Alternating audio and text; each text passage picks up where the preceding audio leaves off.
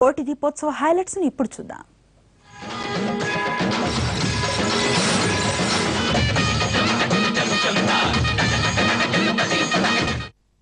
నమస్తే. కోటి దీపోత్సవ ప్రత్యేక కార్యక్రమానికి స్వాగతం.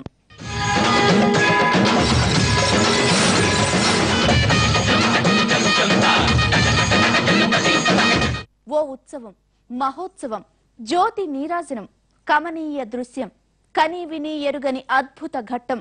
ప్రతిరోజు పండుగే, ప్రతిరోజు పర్వదినమే, ప్రతిరోజు దీప జాతరే, ప్రతిదినము ఆ కైలాసనాథుని దివ్య దర్శనమే. 12 రోజులుగా భక్తి ఎన్టీవీ సంయుక్తంగా నిర్వహిస్తున్న కోటి దీపోత్సవ ఆధ్యాత్మిక క్రతువులో మునిగి భక్తులు పులకించిపోతున్నారు.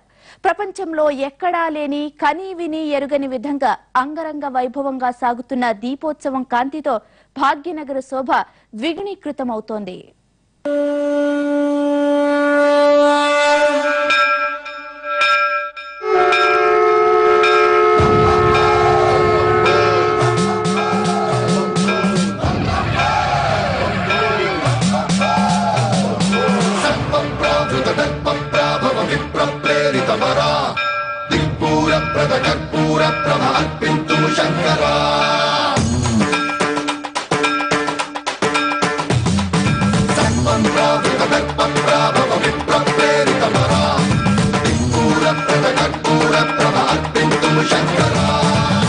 शिव शंकर हर हर शंकर जय जय शंकर दिगिरारा प्रियतांडव शंकर प्रकट शुभंकर प्रलय भयंकर दिगिरारा शिव शिव शंकर हर हर शंकर जय जय शंकर दिगिरारा प्रियतांडव शंकर प्रकट शुभंकर प्रलय भयंकर दिगिरारा ओम परमेश्वर परा ओम निखिलेश्वर हर ओम जीवेश्वरेश्वर कनरारा.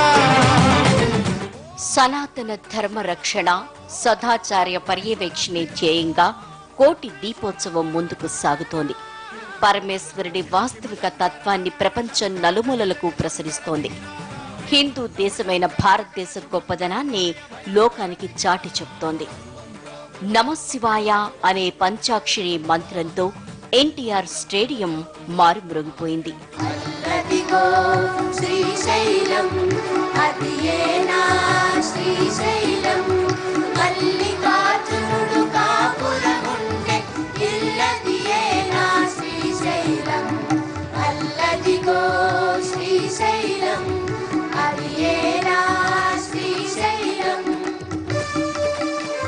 న కార్తీక సమో మాసో న కృతేన సమం యుగం నవేద సదృశం శాస్త్రం న తీర్థం గంగాయ సమాం.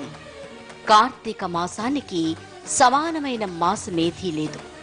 సత్య యుగంతో సమానమైన యుగమూ లేదు. వేదములతో సమానమైన శాస్త్రమేదీ లేదు. గంగా నది కంటే పుణ్యప్రదములైన తీర్థములు లేదన్నది పురాణ వచనం.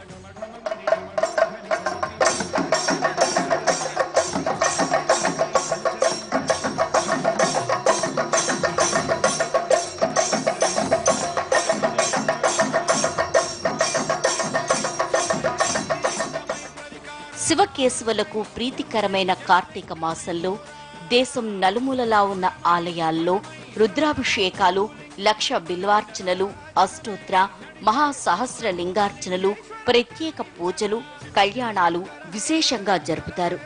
దీంతో సదాశివుడు ప్రసన్నుడై భక్తుల అభిష్టాలు నెరవేరుస్తాడు. అభిషేక ప్రియ శివ. శివునికి అలంకారాలతో, రాజోపచారాలతో, నైవేద్యాలతో పనిలేదు. మనసులో భక్తి నుంచుకుని ధ్యానిస్తూ చేసే అభిషేకంతో ఆ ముక్కంటి ప్రీతి చెందుతాడు. శివాభిషేకం అన్ని దోషాలను పోగొట్టి సకల శుభాలను కలగజేస్తుంది. అందుకే కోటి దీపోత్సవ ప్రాంగణంలో ప్రతిరోజు మహాలింగానికి అభిషేకం జరుగుతోంది.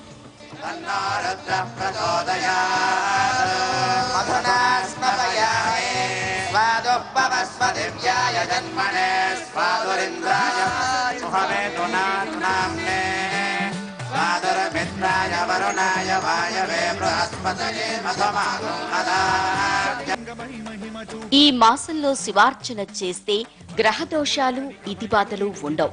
శంకరుణ్ణి శ్రీవృక్ష పత్రములు అంటే బిల్వ దళములతో పూజిస్తే స్వర్గంలో 1,00,000 సంవత్సరాలు జీవించవచ్చునట.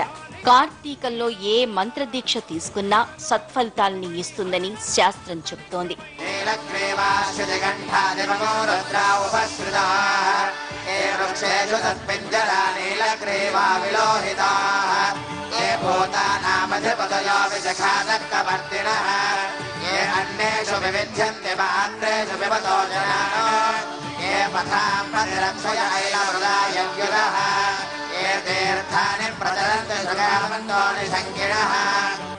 కార్తీక పురాణ పారాయణం శుభకరం.